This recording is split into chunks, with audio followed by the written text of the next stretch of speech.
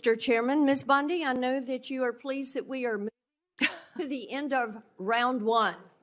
And we appreciate your being here. And I appreciate that you told my California colleagues you were willing to work with them. Democrats tried to bully Pam Bondi, but Senator Marsha Blackburn completely flipped the room upside down and called them out right to their faces. Even in light of the manner in which they have approached you. Now, one thing I think we need to have everybody understand that is watching this hearing today and everyone sitting in here, what we have witnessed over the last 4 years with a weaponized DOJ. My colleagues have talked about this, and the American people know this. They know what was carried out against President Trump and his administration. And in November, they voted to see an end to 2 tiers of justice, 2 tiers of treatment, 2 tiers of access, because they have absolutely had it with the lies, with the accusations, and with the attacks that have come against so many people who were just seeking to live their lives, and then all of a sudden found the FBI or another federal agency or the DOJ knocking at their door. You know, Ms. Bondi, it would make you believe that my colleagues have learned nothing from the elections in November. They don't see this as a movie script that someone may have liked to write. What they see is this is real life. And they want a restoration to equal justice, equal access, equal treatment, abiding by the rule of law. Many of us have talked today about making America safe again.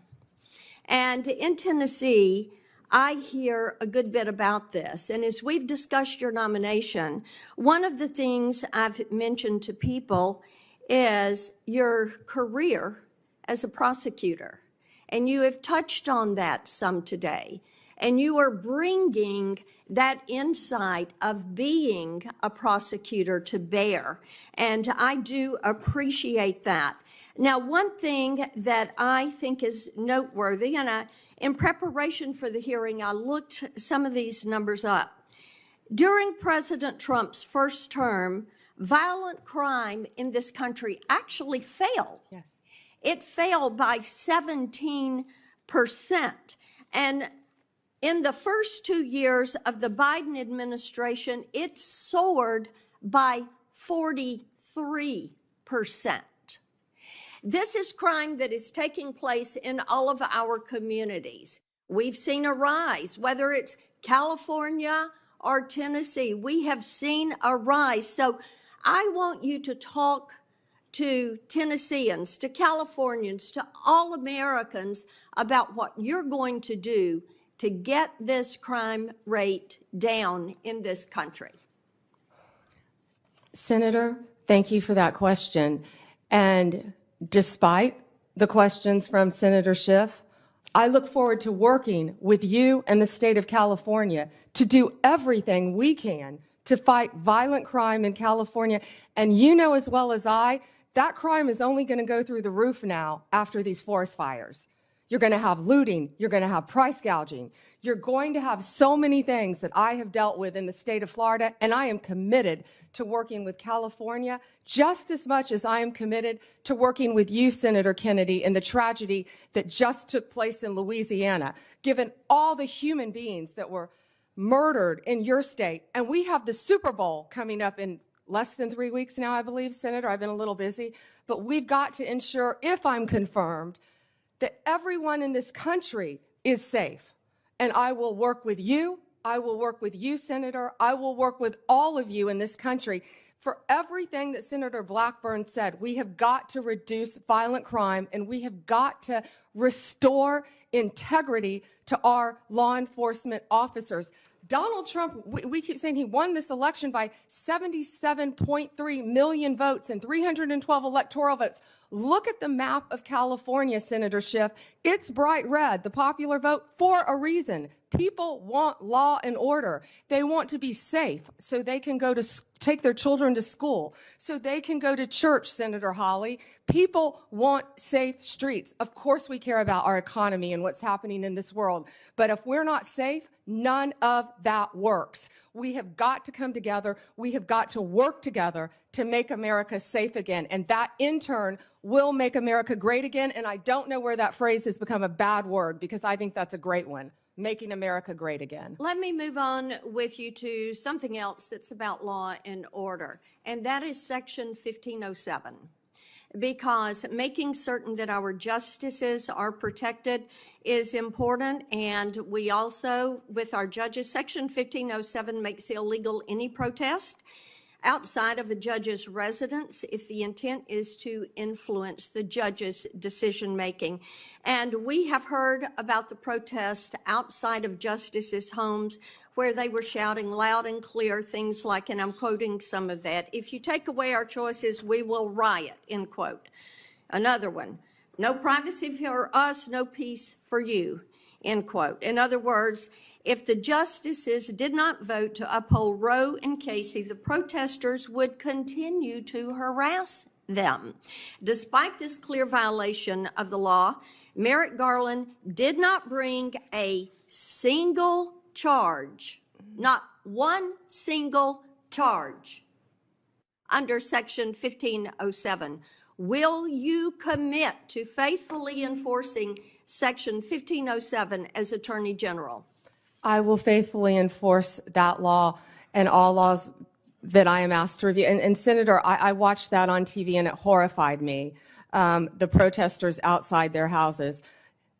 You can't do that for a reason, because our justices have to remain safe and unbiased and protected from threats, as do we all. But they do enjoy a special protection, and yes, that should be enforced. And thank you, Ms. Bondi. Thank you, Mr. Chairman. Yeah. If there was one moment during Pam Bondi's confirmation hearing that perfectly captured why Democrats are panicking right now, it was this exchange with Senator Marsha Blackburn, because Blackburn didn't play the usual Washington game. She didn't pretend Americans forgot what happened over the last 4 years. She said it directly. Americans watched a weaponized DOJ go after political opponents, go after Trump supporters, and create what looked like two completely different justice systems depending on your politics. And honestly, that's the part Democrats still do not understand. Blackburn said her colleagues learned nothing from the election, and she was absolutely right. Nothing. Democrats still behave like Americans imagine the FBI raids, the prosecutions, the endless investigations, the censorship coordination, and the selective outrage. But voters didn't imagine it.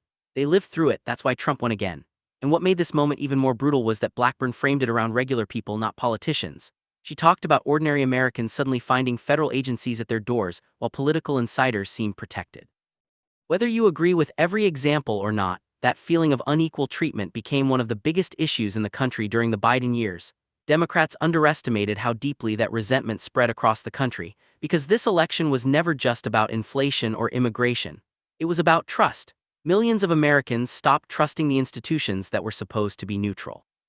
The DOJ, the FBI, legacy media, intelligence agencies, all of it took a credibility hit because too many Americans believed politics was influencing enforcement. And then Blackburn pivoted into crime. That was another devastating part of this hearing, because Democrats have spent years trying to downplay the crime issue while Americans were watching cities spiral. Blackburn pointed out violent crime concerns rising across the country and connected it directly to failed leadership and soft-on-crime policies. Now, obviously, Democrats will argue about statistics and interpretations, but politically, perception matters. If families feel unsafe walking downtown, riding public transit, or sending their kids to school, they are going to vote for whoever promises law and order. That's exactly what happened in 2024, and this is where Pam Bondi came in swinging. Despite being attacked all hearing long, Bondi stayed focused on one message: restoring law and order and rebuilding trust in the justice system. She made it clear that public safety was going to be the priority again. And when she looked directly at Schiff and talked about California turning red in many areas because people want safety, you could feel how uncomfortable the room got. Because Democrats hate hearing that message, they want every criticism dismissed as extremism or threats to democracy. but voters were looking at the reality around them. Retail theft exploded in major cities. Violent crime stories dominated headlines. Police morale collapsed in some areas. Prosecutors in progressive cities became national controversies. Americans saw chaos and concluded leadership was failing. Bondi also did something smart here politically. She repeatedly said she would work with everyone, including California Democrats. That matters because Republicans right now are trying to present themselves as the side focused on stability and competence rather than revenge.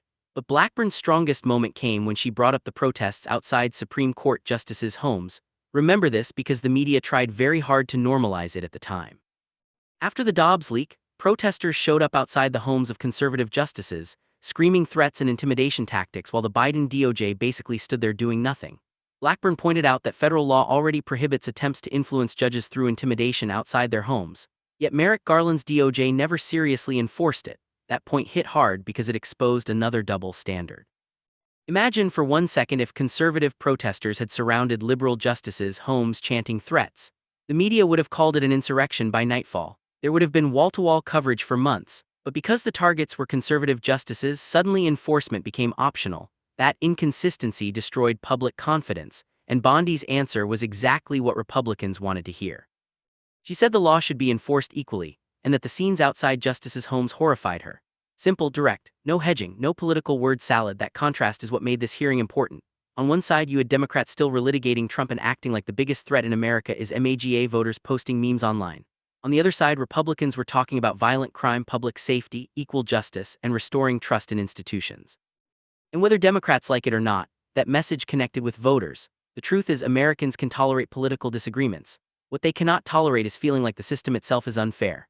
Once people believe justice depends on party affiliation, the entire foundation starts cracking. That's why Blackburn's comments landed so hard. She was just defending Trump.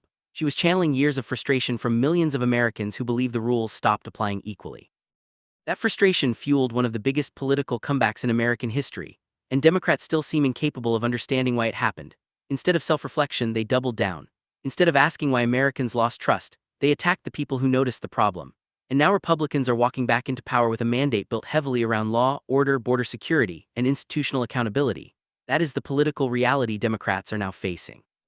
And honestly, moments like this hearing show exactly why the balance of power shifted. If you enjoyed this breakdown, make sure you like this video, subscribe to the channel, and drop your thoughts in the comments. Did Marsha Blackburn expose the Democrats' biggest weakness here, or do you think this was just political theater? Let me know below.